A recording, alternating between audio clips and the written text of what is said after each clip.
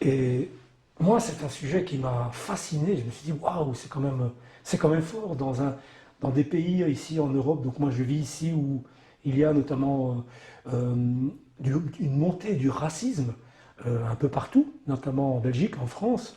Je me suis dit, là, c'était l'occasion, voilà, de rappeler que les Marocains, on a été les chercher. On a été les chercher pour reconstruire l'Europe, mais on a aussi été les chercher pour se battre et retrouver cette liberté qui est importante à tous les Européens. Et voilà, c'est comme ça que je suis parti donc à réaliser ce film. Voilà, un film qui a mis 10 ans et demi à être produit. Donc entre le Maroc, la Belgique, la France, trois pays. Au Maroc, j'ai eu beaucoup de soutien au niveau des institutions. Je remercie vraiment toutes nos institutions, que ce soit les ministères ou que ce soit les institutions compétentes, 2M, le CCM. Et en Belgique, j'ai eu notamment du soutien, la Fédération Wallonie-Bruxelles, la communauté française. C'est un peu en France qu'on a un petit peu eu des difficultés voilà, parce que c'est encore apparemment un sujet très sensible et on a eu difficile à les reconnaître, tout simplement parce qu'après la guerre, euh, nos pays ont demandé l'indépendance et ça ne s'est pas très bien passé avec notamment avec le gouvernement français à l'époque.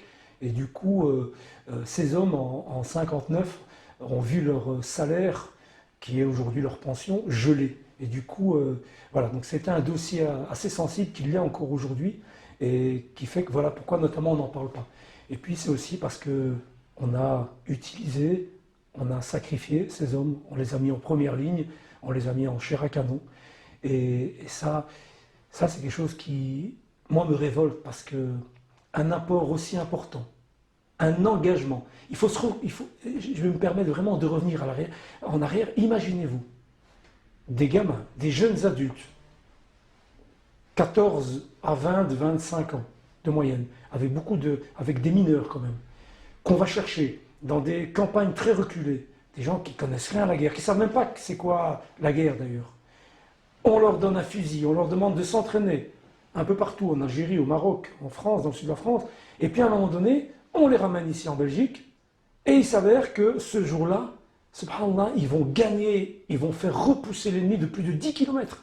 Des hommes, donc des messakines qui venaient des campagnes, parfois qui avaient encore des sandales, qui n'avaient même pas de vrai équipement, parce que beaucoup l'équipement français était encore de la Première Guerre mondiale, donc n'était pas adapté notamment à cette Deuxième Guerre, surtout face aux Allemands qui étaient nettement supérieurs. Et on va avoir comme ça plusieurs épisodes, comme ça plusieurs moments incroyables où ces hommes ils vont gagner, donc ils vont faire la différence. اول نتيجه اللي حصلت عليها الجمعيه ديالنا وهي البلاد كعرفوا بان المغاربه حرروا بلادهم، هذه فيما يخص عنايه. وثانيا النتيجه التاليه وهي حصلنا على حضور ديال الدوله المغربيه والنشيد الوطني والخطاب المغربي، ولكن الخطاب تخلوا عليه المغاربه ونحلوا ونبداو الحفل بالقران والرايه الوطني. الرايه دابا كتطلع لا في جنبلو ولا في شاص. هذا النجاح الاول اللي نجحنا فيه وهو الناس اللي بداو كيتخلصوا في المغرب اللي فرنسا اعترفت بهم انه الملف ديال المغاربه كان مغلوق في 59. هذا الملف تحل وكان خطاب ديال الفرنساويين كيقولوا بانه المغاربه اللي عنده شي دوسي ضايع فيه بحقه يشكي على حقه ويكتب البوردو. انه الناس كانوا كيكتبوا الاخر ديجو وكيكتبوا نانت، ولكن هادو نانت فيها الدوسي ديال لي زيميغري اللي خدام، ما الدوسي ديال الميليتير كاين في بوردو. هذه من جهه. ثانيا كان واحد العدد ديال الجمعيات في المغرب اللي كانوا كيتكلفوا بهذا الدوسي وعارفينه وكانوا كيساعدوا الناس، وكلهم اللي ساعدوهم كانوا كيتخلصوا. المستقبل ماشي لي انا او لينا حنا اللي هنا موجودين. المستقبل هو الشباب اللي طالع، هذاك خصو يعرف، حيت حنا لا مشينا وما جبر حتى واحد ما يعاود هذه الحكايه هذه ماشي تنسى، وهذا الشيء ما خصوش يتنسى. الحاجه اللي تقدر تبقى باش ما تنساش هي لا تكتبت ما كتنساش، حيت كنجبروا ديك الكتاب كنقراوه مره ثانيه والثالثه وخامسه وافلام. دابا الهدف ديالي هو نتمنى بان الدوكيومونتير يوصل يجوز في التلفزة، بالأخص يجوز في المدارس. قلت لولادي هو الميساج: ما تنساش منين جيتي، ما تنساش واخا خلقتي هنا، واخا ولادي مش يخلقوا هنا، بأن أصلك هو المغرب. كتبت واحد بويم là-dessus et je permets que je le dis en français parce que je l'ai écrit en français. Mes racines, je les ai laissées au nord de l'Afrique.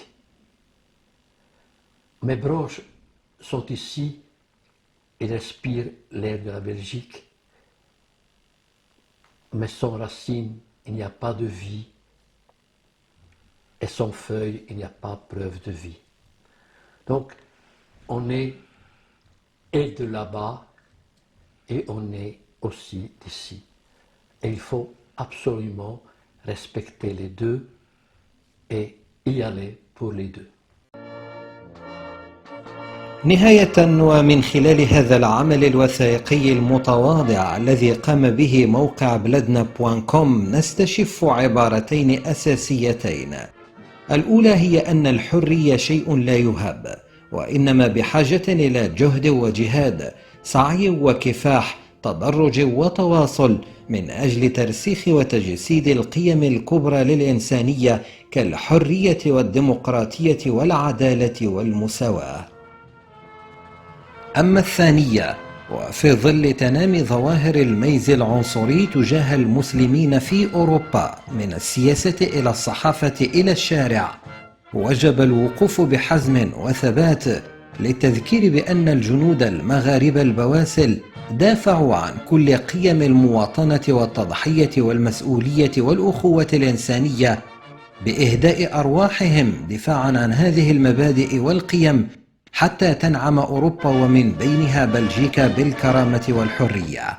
وبالتالي إبراز هكذا تضحيات من النسيان إلى النور لئلا تبقى مجرد تذكار سنوي لرفع الأعلام والتغني بأناشيد الوطن. لذلك تبقى هناك أسئلة تطرح نفسها من قبيل: هل تعترف أوروبا اليوم بهكذا تضحيات من أبناء جلدتنا على أراضيها؟ ألا يجدر بها أن تتعايش وتحترم ثقافات وهويات من على أراضيها كما تضمن ذلك القوانين والدساتير الدولية؟ ألا يدفع هذا إلى تعزيز الروابط الاقتصادية والسياسية والثقافية بين المغرب وأوروبا؟ ثم هل للمؤسسات الرسمية المغربية فعل استثمار لهكذا ملفات؟ وهل من اعتراف نحو كل من ناضل بحق وشرف في تحرير أوروبا؟